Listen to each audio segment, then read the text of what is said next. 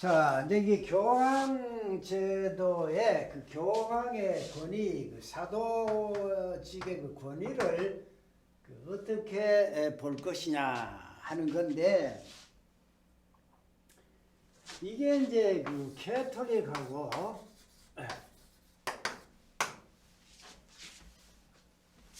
루터가 보는 견해가 서로 달라요.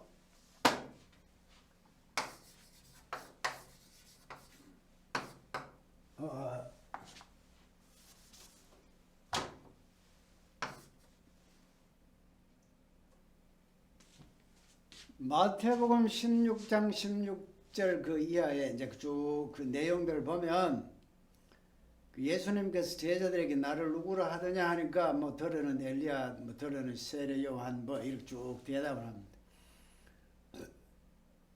그럼 너희들은 나를 누구라 보느냐 하니 베드로가 손을 바짝 들면서 주는 그리스도시요 살아계신 하나님의 아들이십니다 하니까, 아이고 그래 옳다. 네가 그렇게 대답하는 거는 네가 한 게 아니고 하나님께서 그렇게 대답하도록 만들었다.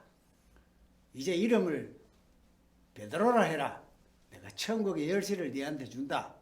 이 열쇠를 네가 지상에서 잠그면 잠가지고 열면 열려진다. 그리고 권세를 내가 네한테 준다. 이 내용입니다.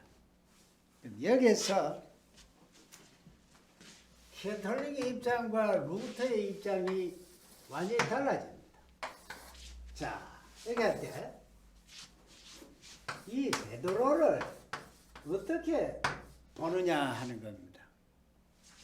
이처럼 예수님의 후계자 또는 대리인이다 이렇게 봅니다. 그러니까 초대 교황을 뭐 야고보라 보는 사람도 있고 뭐 베드로라 보는 사람이 있는데, 하여튼 이 베드로를 교황과 같은 그런 이제 계열에 두고 이 사람들은 사도직의 권위를 주장하는 겁니다. 그 예수님의 대리 후계자니까 베드로의 말이 바로 예수님의 말씀이고 바로 그게 하나님의 말씀이다. 이거 성립되는 거죠. 그러니까 교황의 말이, 교황의 교시가 바로 하나님의 말씀 되는 겁니다. 그 교황의 그 새끼들이 신부들의 말, 그 말이 바로 하나님의 말씀이다. 그런 이론이 성립되는 거죠. 그런데 루터 앞에 위클리프라든지 존 후스라든지 이런 사람들의 입장은 뭐냐 하면, 교황이 후계자 대리인이 아니다는 겁니다. 뭐냐? 증인이다. 나 같은 죄인이 십자가의 그 은혜로 인해서 죄사함을 받고 하나님의 백성이 되는 그런 것을 증거하는, 예수 그리스도를 증거하는 증인이다는 입장이 루터의 주장입니다. 완전히 다르잖아요. 그 다음에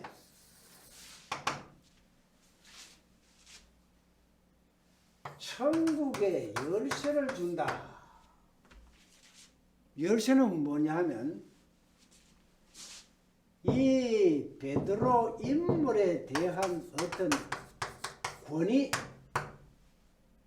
이걸 말하고, 이거는 뭐냐면 말씀이다. 이건 말하는 겁니다. 그리고 이제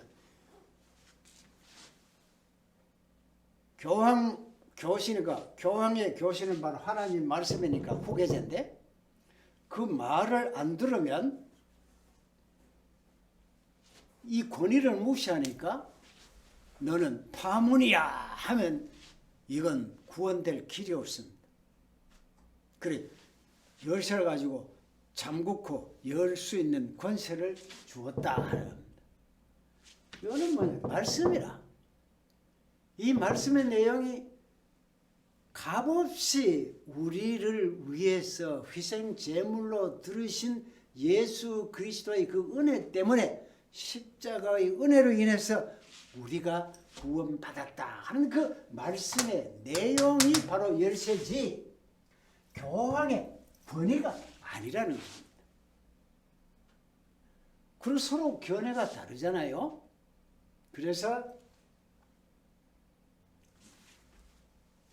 아직도 가톨릭에서는 교황의 그 사도직의 권위를 인간 대리적인 그런 요소로 그 권위성, 열쇠를 권위성으로 이야기하고 있고, 개혁주의, 개혁의 그 루터 정신은 증인이요 말씀을 따릅니다. 여기에 이제 초점을 두고 있습니다.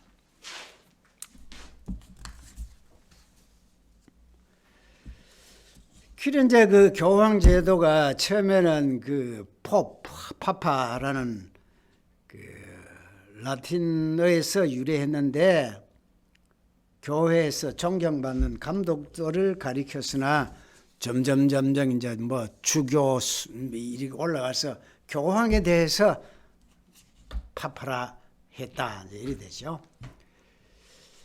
뭐가 교황 뭐 많은 교황들이 이제 초대 교회에 이렇게 등장을 합니다. 그 중에서 특별히 그레고리 1세에 대해서 우리가 주목을 해야 됩니다. 자, 이렇게 해서 이제 초대 교회는 이제 끝이 나고, 그다음에 중세 교회사로 들어갑니다. 중세 교회로 들어가기 위해서는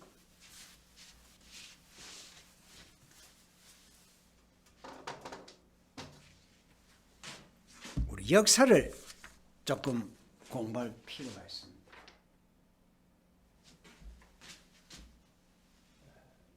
데오도시우스 황제가 죽고 그 아들에게 동방 서방 쪽으로 해서 통치로 통치할 수 있도록 나누어 주죠. 그런데 이쪽에 이제 서방 쪽은 476년에 그 게르만 민족이 대이동을 함으로써 서로마 제국이 망합니다. 그리고 여기에 영국, 프랑스, 이탈리아 등 여러 왕국들이 이제 등장을 하는데, 특별히 742년에서 814년까지 통치했던 프랑크의 샤를마뉴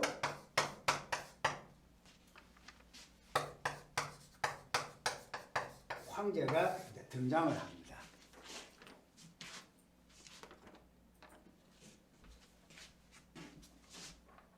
이 샤를마뉴가 이 프랑크입니다.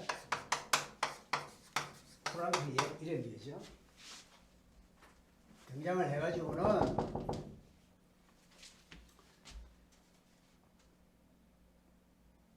그 로마 카톨릭 이탈리아에 있는 그 로마 그 카톨릭의 그 교황에 대해서 아주 후하게 교황을 이렇게 잘 대접을 합니다.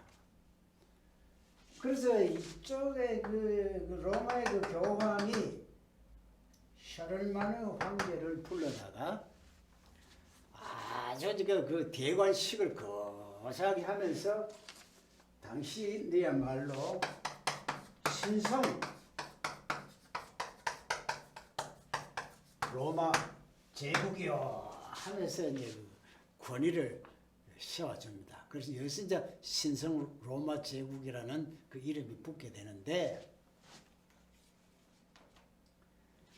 샤를마누가 죽고 난 뒤에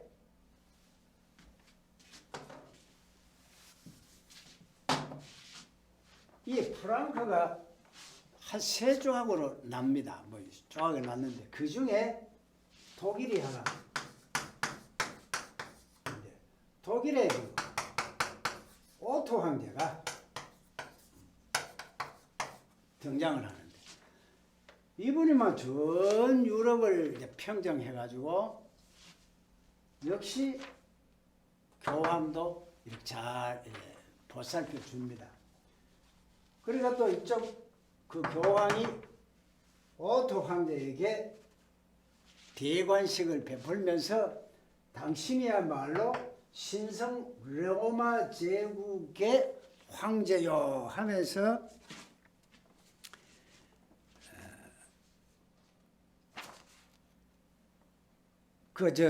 오토에게 황제의 관을 세워 줍니다.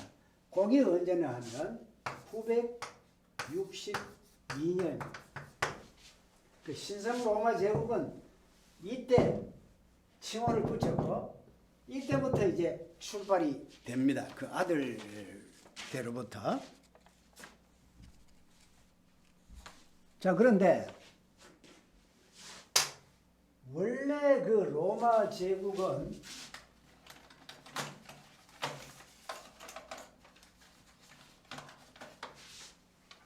(476년에) 게르만 민족에 의해서 망하고 새롭게 그 샤를마뉴 황제에 의해서 신성 로마 제국이라는 칭호로 등장을 하고 이 아들들의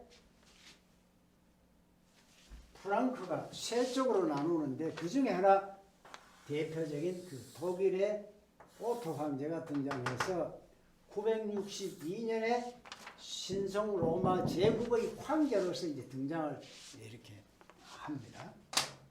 그 다음에 이건 서로마고 동로마는 622년에 이슬람이 등장합니다.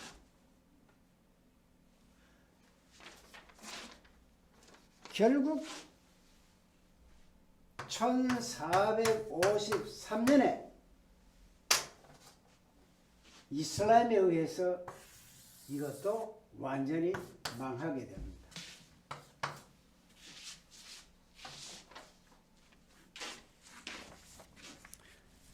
그 이후에 막 십자군 전쟁이 있게 되고 이래 하는데 여기서 우리가 알아야 될 것은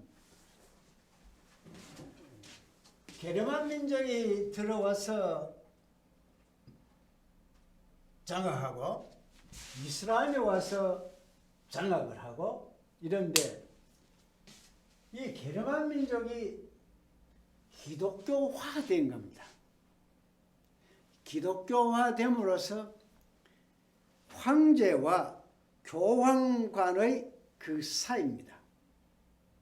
그 여기서 이제 교황은 태양이고 황제는 달이다. 그런 거로 교황 아래 황제가 있다. 황제의 임명권도 교황이 할 수 있다. 이런 그 주장을 하죠. 그런데 또 반대로 황제 입장에서는 뭐냐면 우리가 태양이고 교황은 달인데 교황이 황제 밑에 있어야 된다. 이렇게 서로 이제 계속 싸웁니다. 이게 중세의 한 특징을 나타내고 있어요. 자, 그러면 이제 크게 역사적으로 이렇게 보고 중세 교회 형성에는 가톨릭에서 그 게르만 민족의 국가 교회 시대를 500년에서 900년으로 이렇게 나누고요. 또 교황의 융성기와 전성기를 900에서 1300년 이쯤으로 나누고요. 이때부터 종교개혁 1517년까지를 르네상스 이렇게 나눕니다.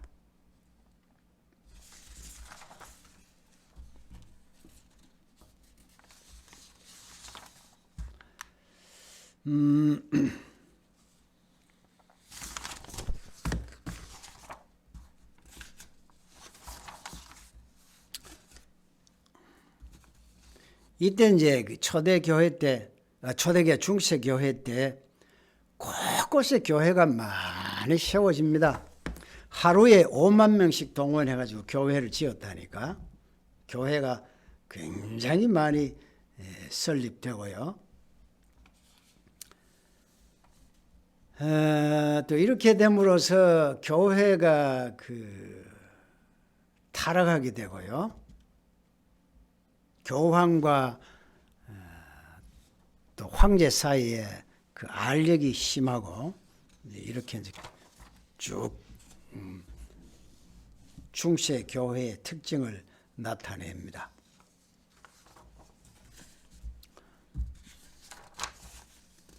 이제 동서방 교회가 이제 분리되고요. 자, 거기에 우리 역사적인 그 하나 더 살펴보면,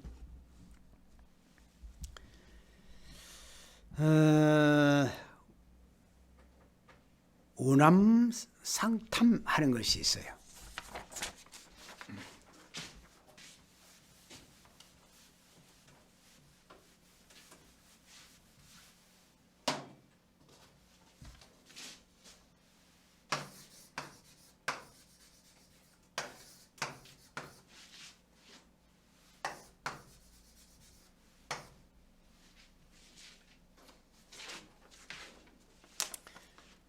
여기 구체적으로 뭐 어느 왕 하면 그 골치 아픕니다. 대략 그래 아시면 됩니다. 이 뭐냐 하면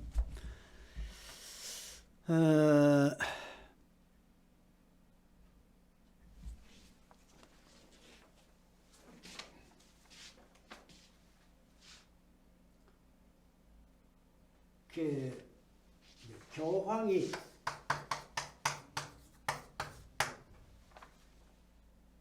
황제 알력 관계인데, 이제 독일의 그 황제가 처음에는 교황을 잘 협조하고, 근데 교황도 황제를 잘 협조하고 잘 지냈습니다. 근데 이 교황이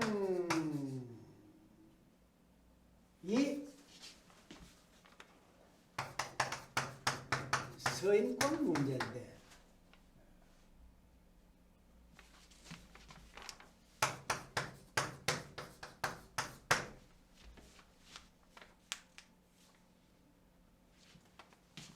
황제를 교황에서 교황이 인정하느냐 하지 않느냐에 따라서 황제가 결정됩니다. 여기에 이제 그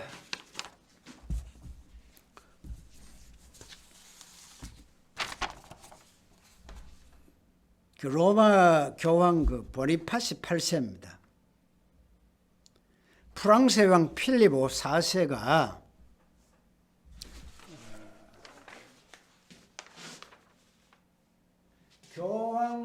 교황청에서 결정한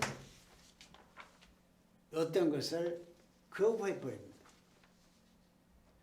그러니까 교황이 노란 대발에서 우람상탐하는 것을 만듭니다. 이 내용이 뭐냐면, 교황은 태양이고 황제는 달이다. 교황은 절대 무오다. 교황은 모든 것을 결정할 권한이 있다.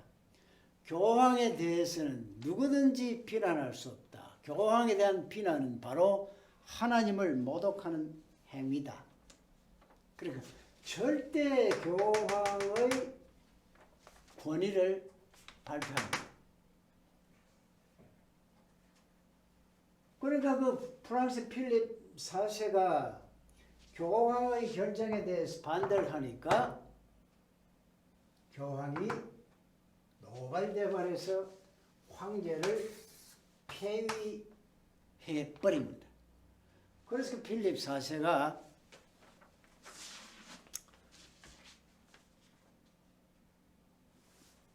아비뇽이라는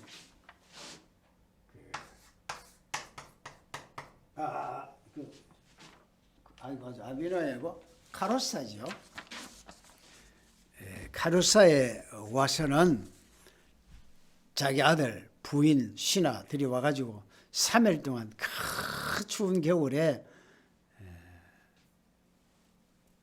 교황청 근처에 와서 꿇어 앉아가지고 빌었죠.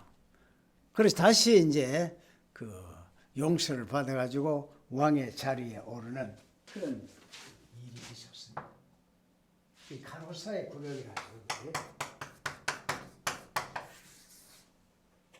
그 우람삼탐을 교황이 발표하는 그런 일들이 있었습니다.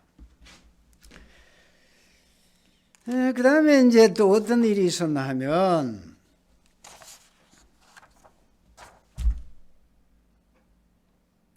교황청이 아비뇽이라는 곳으로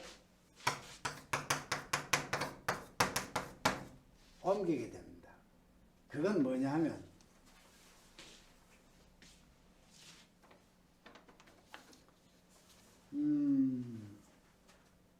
필립 4세가 나중에 이 교황을 나중에 자기 군대를 보내가지고는 그냥 납치하듯이 파주시키고 이렇게 합니다. 그래가지고는 프랑스 남부에 있는 그 아비뇽으로 교황청을 옮기도록 해버립니다. 그래서 완전히 황제 밑에 교황을 둡니다. 자, 이렇게 하다가 나중에 이 아비뇽으로 그 프랑스 남부 쪽인데 아비뇽에서 몇 년간 있다가 이제 로마로 다시 돌아옵니다. 그 로마는 이제 추기경들이 모여가지고 로마 교황을 선출하니까 이 프랑스 쪽에 있는 추기경들이 이걸 인정 안 합니다. 이것을 다시 교황을 또 한 사람 선출해 버립니다. 그래서 그 교황이 두 사람이 등장하고 하는 그런 역사적인 일도 있었습니다.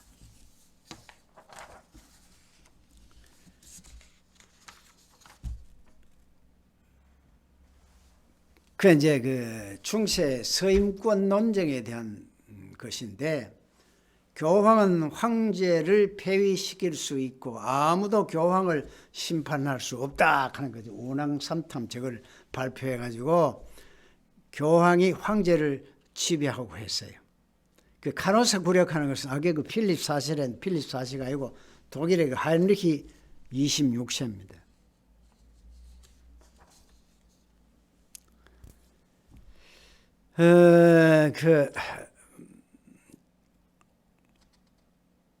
그다음 아비뇽 유수 사건 잠시 말씀드렸고요.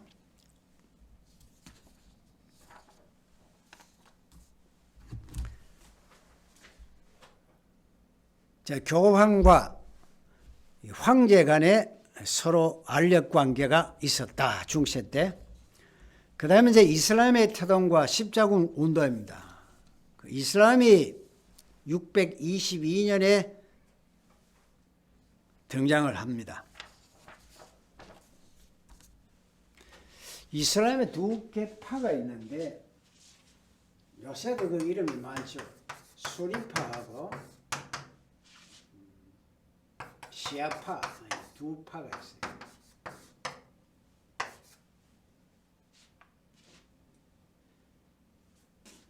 마호메트가 제일 처음에 이제 그 지도자인데, 그 마호메트 이후에 그 후계자를 그 칼리프로 하는데, 이 칼리프가 누가 되느냐 하는 문제입니다. 시아파는 그 지도상으로 이렇게 터키가 있고 터키 그 밑에 이란 쪽이 있는데, 시아파라는 것은 그 지도자 칼리프가 될 수 있는 것은 선수 마호메트의 혈통을 가진 자가 지도자가 될 수 있다. 그 외에는 못 된다 하는 입장이 시아파고요. 수니파는 뭐냐면 이쪽 터키로서 그 우쪽에 오늘날 이쪽에 있는 그 이슬람 교도들의 주장이 누구든지 그 이슬람 교도이면은 지도자가 다 될 수 있다 하는 이 입장이 수니파입니다. 그래서 수니파하고 시아파하고 계속 싸우는 것이 이슬람 내부 문제입니다. 오늘날도 그 서로 싸웁니다. 그런데 그 이슬람이 예루살렘을 점령했고 그 예루살렘에서는 흩어져 있던 이스라엘 백성들이 예루살렘에 모여서 그 성지에 모여서 제사 지내는 이것을 큰 믿음으로 생각하고 있었는데 이것을 이제 못하게 되니까 이 성지 탈환을 해야 된다 하는 목적에서 기독교인들이 이슬람을 상대로 해가지고 전쟁을 벌입니다. 그 전쟁 벌이는 것이 소위 십자군 전쟁입니다. 한 200년 동안 십자군 전쟁을 했는데 성공하지를 못했습니다.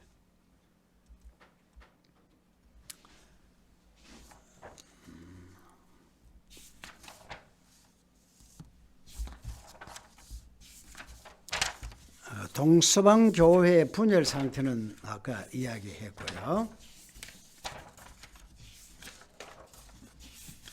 그 동서방 교회 비교표를 만들어 놨는데 이걸 나중에 각자가 자세히 읽어 보시면 그 차이점을 알 수 있습니다.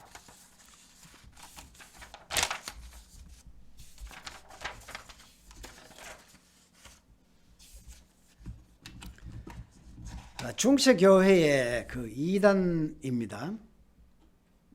여기서 말하는 이단은 개톨릭이라는 교황의 입장에서 이단입니다. 오늘 우리가 개혁주의 입장에서 보면 그 이단이 아닙니다. 그게 복음인데 교황 쪽에서는 이단입니다. 자, 이단이 어떤 이단이 있었느냐?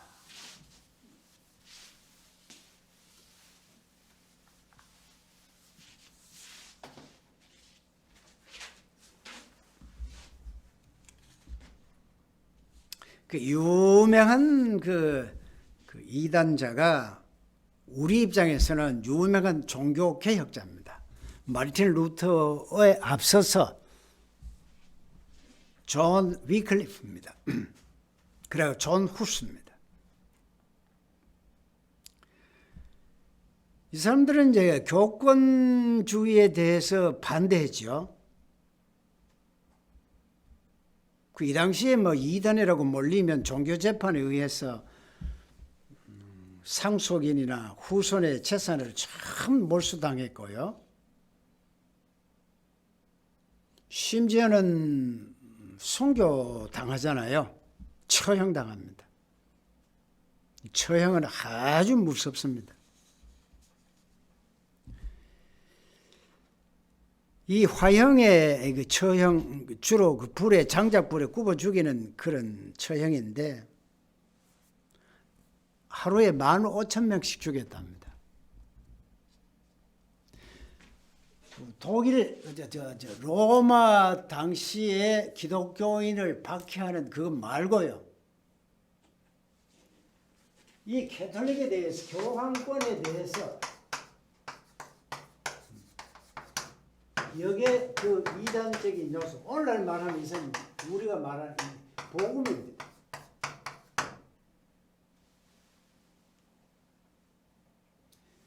여러 그 신조들이 쭉 나옵니다.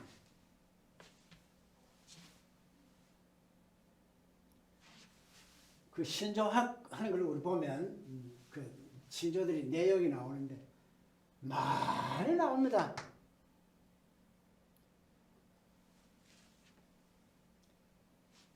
이 교황권을 인정 못하겠다. 신학적인 문제로 구원론이 있어가지고 인간의 공적과 하나님의 은총에 의해서 구원된다 하는 신인협동설에 대해서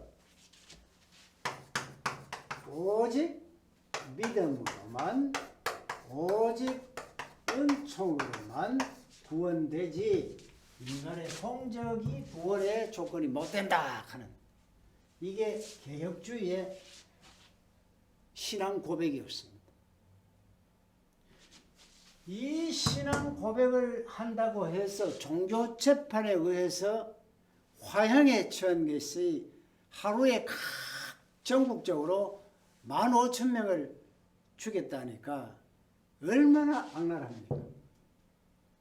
그래도 그 화형을 처형을 당하면서도 이 오직 믿음이라는 오직 십자가 이거를 진리라고 믿었다는 거 아닙니까? 그럼 오늘 우리 개혁 교회에 모여서 이런 신앙을 고백할 수 있는 것은 참 대단한 믿음의 그건데 이걸 아무 참 생각 없이 그냥 고백하잖아요. 이 당시에 이 고백을 하는데 많은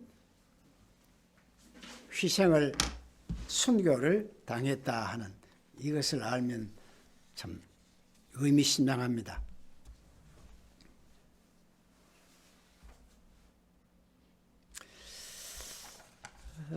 이 당시에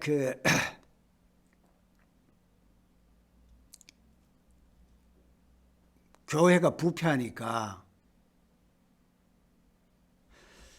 요한계시록을 오해해가지고 곧 종말이 온다 하는 그 현실을 도피하는 그런 유형의 사람들도 있었고 또 성경에 입각해서 경건 생활 실천을 요구하는 그런 부류의 사람들도 있었고 또 엄격한 그 제도와 규범에 반대해서 또 극단적인 신비주의자들도 등장했고요.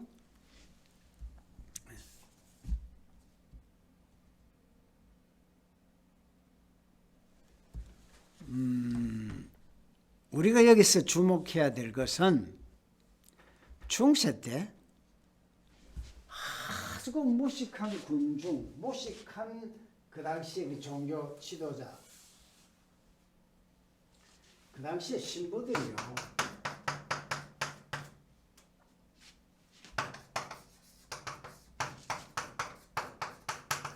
성직 매매를 했거든요.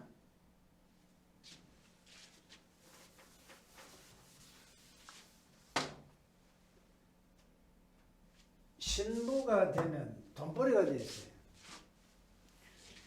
면죄부 판매라든지 또 교회에 그 바쳐진 헌금이라든지 이런 등등으로 해서 국교니까 그중에 몇 프로는 중앙정부에 보내고 그 몇 프로는 참 자기 호주머니에 떨어집니다. 그 자기 재산 되니까.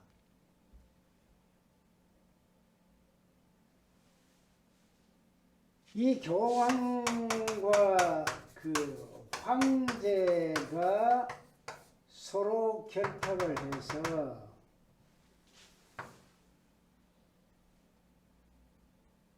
이 돈이 되니까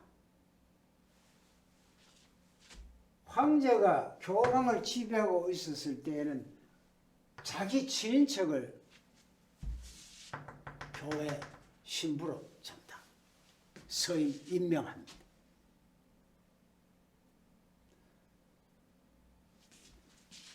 그 성직을 서로 매매합니다. 돈 되니까. 근데 이 신부가 얼마나 무식하냐면 오늘날로 말할 것 같으면 성경을 못 읽어요. 문명인이기 때문에. 그리고 성경에 대해 가지고 아예 모르죠. 그래서 지성적인 교회 지도자들이 볼 때 교황 무엇을, 또 교황의 권위, 또 성경의 권위, 이런 등등이 이거 잘못됐고, 성경에 대해서 좀 더 연구하고 성경에 대해서 철두철미하게 알아서 비신앙적인 요소는 제거하고 복음으로 되돌아가자 하는 그런 이제 운동이 중세 때 서서히 이제 일어나기 시작합니다. 이걸 이제 교황청에서 볼 때는 이게 이단이라고 보죠. 그 중세 이단의 제 형태 중에 반지성주의적 이단인데, 기존의 교회 제도를 부정합니다. 각 사람은 자신의 구원에 자신이 완전히 책임을 져야 된다. 그러니까 교황이 구원을 열쇠를 열고 잠그고 하는 것이 아니고 각 개인 자신에게 책임이 있다. 성직자, 유아 세례, 미사, 죽은 자를 위한 기도, 교회 예식, 교회 건물 모두가 불필요한 것으로 봤습니다. 십자가는 존경의 대상이 아니라 고문의 도구로서 중고의 대상입니다. 신자들끼리 서로 고해를 받을 수 있다.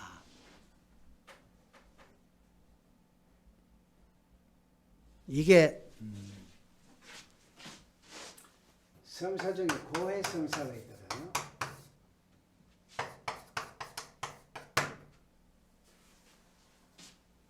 일주일에 지운 죄를 신부한테 가서 고해 성사를 합니다.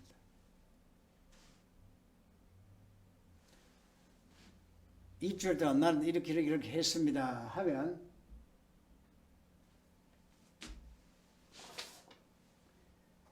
신부는 거기에 따라서 어떤 그걸 줍니다.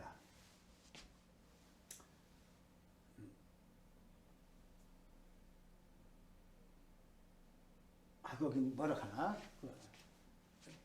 당신은 뭐 이렇게 하라 하면서 뭘 줍니다. 뭐 성경을 마태복음 전장을 뭐 손으로 필사하라든지, 또 이웃 사람에게 뭐 어떻게 하라든지 뭘 줍니다. 그리고 난 뒤에 미사에 참석해서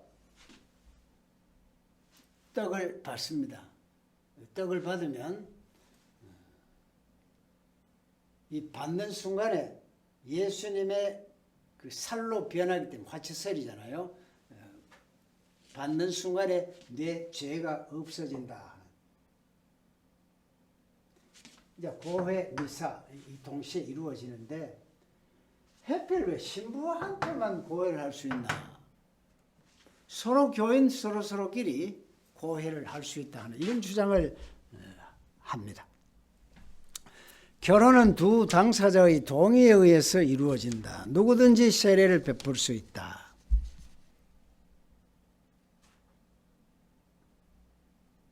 이거요, 통합 측의 교리는 이렇게 되어 있습니다. 세례를 베푸는 것은 원래 목사님들이 세례를 베풀도록 되어 있는데, 위급한 순간이 있습니다. 곧 지금 사람이 죽음 직전에 있는데 목사님 부르려 하면 뭐 부를 수 없는 처지고, 이러면 그때 아무나 세례를 베풀 수 있다 하는 이런 것으로 되어 있어요. 누구든지 세례를 베풀 수 있다. 신자 공동체를 꿈꿨고 신약에 기초한 하나님과 직접 연결을 강조했고, 교황의 절대 무엇을 부정했고요. 절대적 권위는 교황이 아니고 또 그리스도의 대행자도 아니고 평신도들이 대표하는 총회가 권위를 갖는다. 이렇게 주장했습니다. 또 감독과 장로들은 피선된 자들이지 임명된 자들이 아니다. 오늘날 그 장로교의 주장과 같지요. 그 다음 그들이 보는 사상적 이단은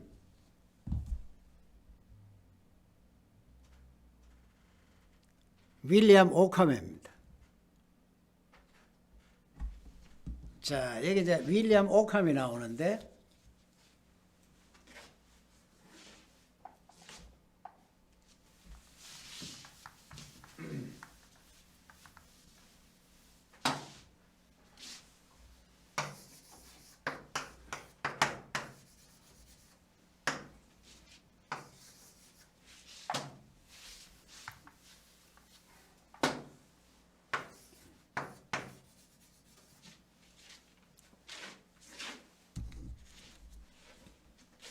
OCK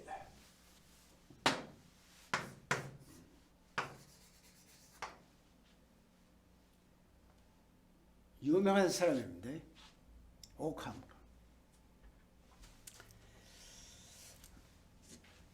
이 오캄은 이런 주장을 합니다. 자, 오캄을 이야기하기 전에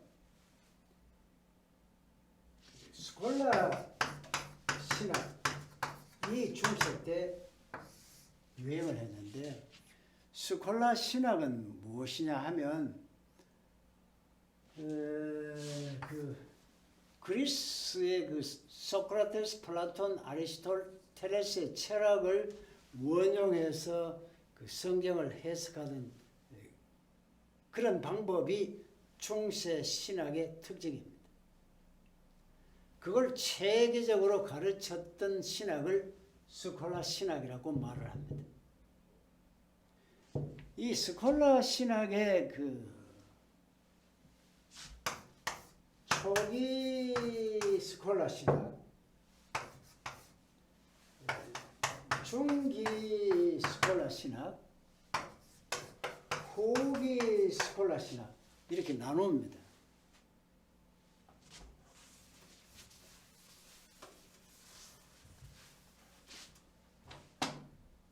요게 기간으로 보면 한 8세기에서 그러니까 그 590년을 이제 중세로 안 봅니다. 그죠? 그러니까 이걸 6세기로 잡으면 대략 6세기에서 13세기 이때까지를 스콜라 신학의 전성시대입니다. 그 스콜라 신학의 초기, 중기, 후기로 이래 나눈다면 여기는 극단론적 실제로, 여기는 온건론적 실제로,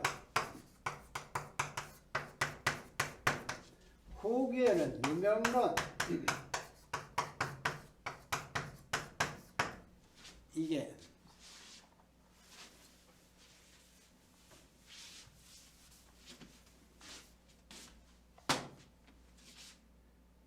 그럼 실제론과 유명론은 뭐냐? 실제로는 이걸 말합니다. 자, 플라톤을 이야기할 때 플라톤의 그 이데아 사상 있잖아요. 이데아 사상은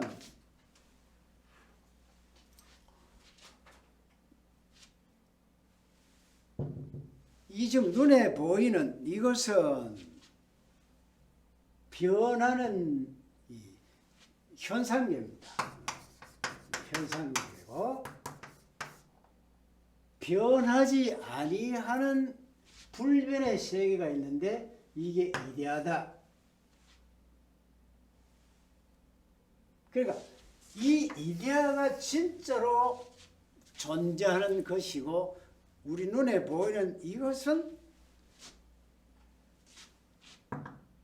진짜가 아니다.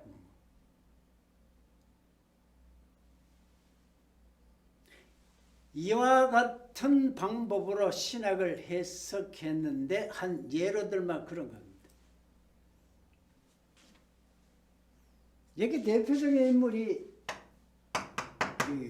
어거스틴이라든지 또 토마스 아퀴나스라든지 어거스틴 쪽입니다. 어거스틴이 이거를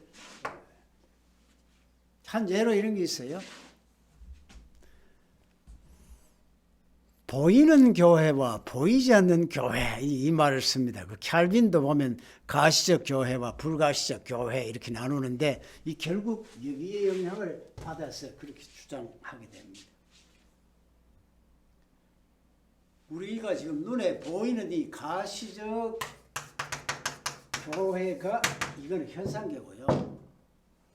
이건 진짜 교회가 아니고 보이지 아니하는 그 교회, 주님과 나와의 그 생명 관계, 신비적인 연합 관계, 그것을 교회다. 이건 불가시적 교회.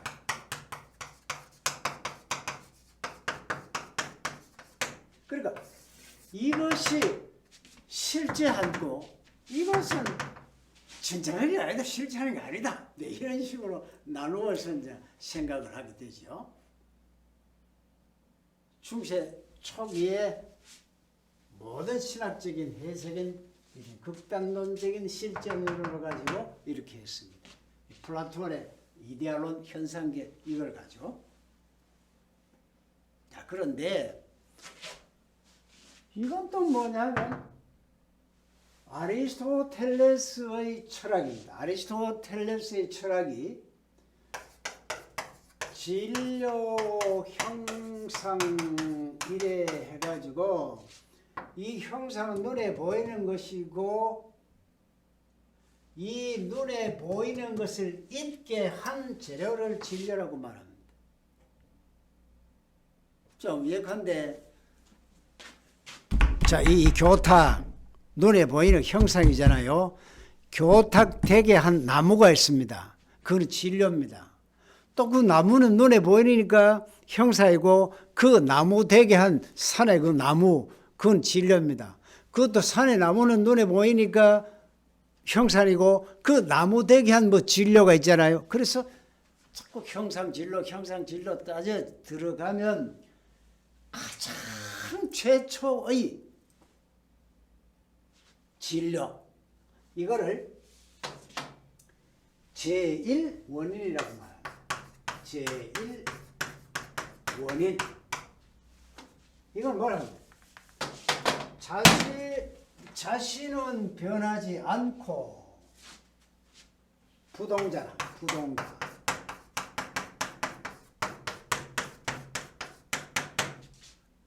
자신은 움직이지 않고 있게 하는 부동의 동자라 이런 표현을 써요. 이걸 제1원인이라고 말합니다. 영어로 the first moved mover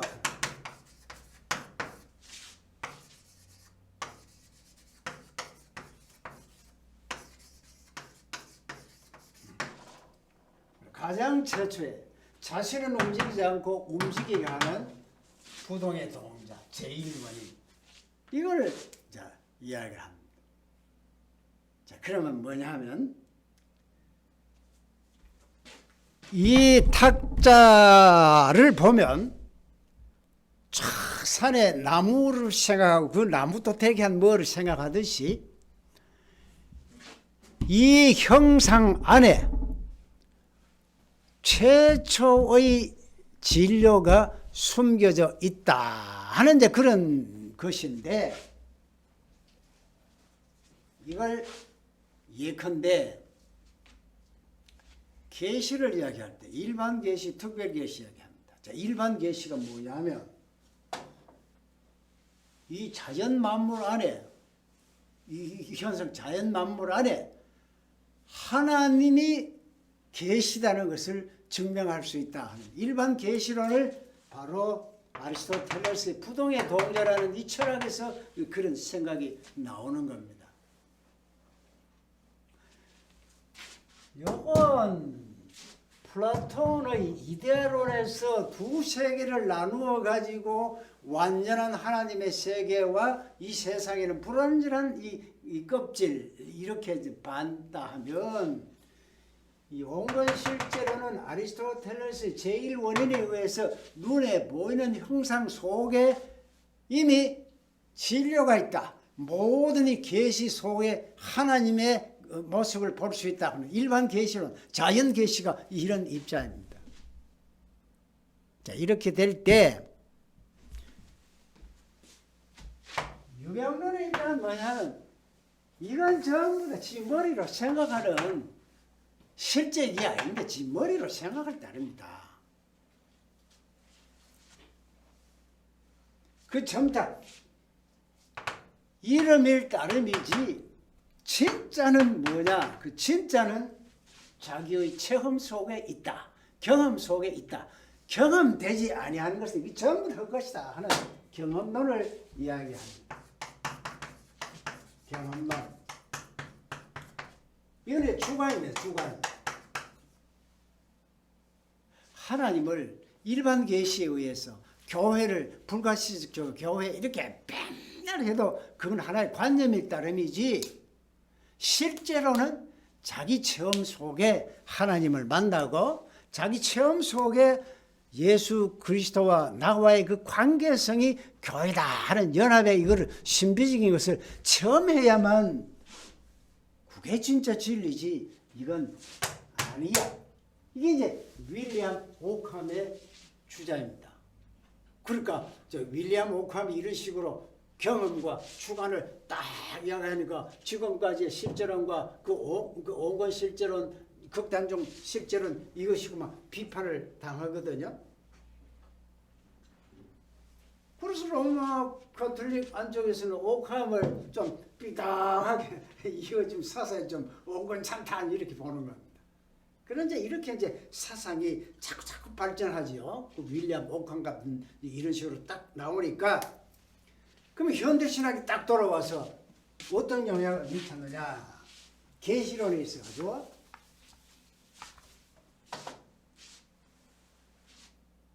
자 일반 계시, 특별 계시, 오캄의 입장은 이거거든요. 체험되지 않으면 그런 모든 것은 허황한 것이다. 일반 계시 이거를 하나님의 진짜 계시는 아니라는 겁니다. 뭐를? 그리스도를 통한 하나님의 계시가 진짜 계시다. 칼 발트가 이걸 가져다. 칼 발트는 이거 인정 안 합니다. 그래서 그 자기 아주 그 절친한 친구가 불투말입니까?